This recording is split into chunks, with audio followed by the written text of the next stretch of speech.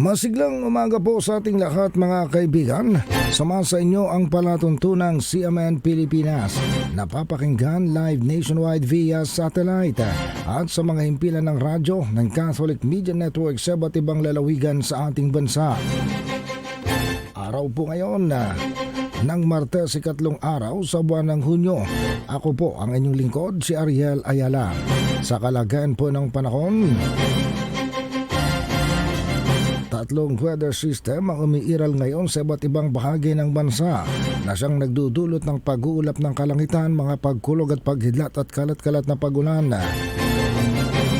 Sa Ilocos Region, Abra, Benguet, Zambales, Bataan, Tarlac at Pampanga, makapal ng kaulapan at may kalat-kalat na pagulan, pagkulog at paghidlat dahil naman sa pag-iral ng southwest monsoon.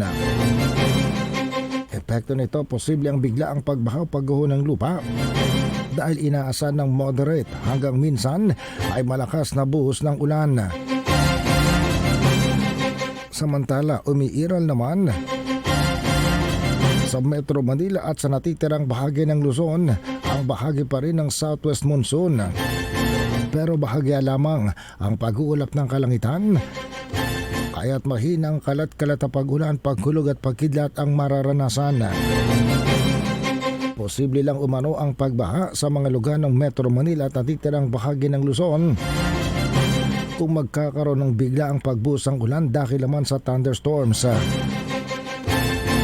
Sa bahagi ng Basilan, Sulu, Tawi-Tawi, Sultan Kudarat, South Cotabato, Sarangani, Davao Occidental at Davao Oriental, makapal ang kaulatan at may kalat-kalat na pagulan, pagkulog at pagkidlat dahil naman sa pag-iral ng Intertropical Convergence Zone o nagsasanib ang hangin mula sa katimugan at sa hilaga.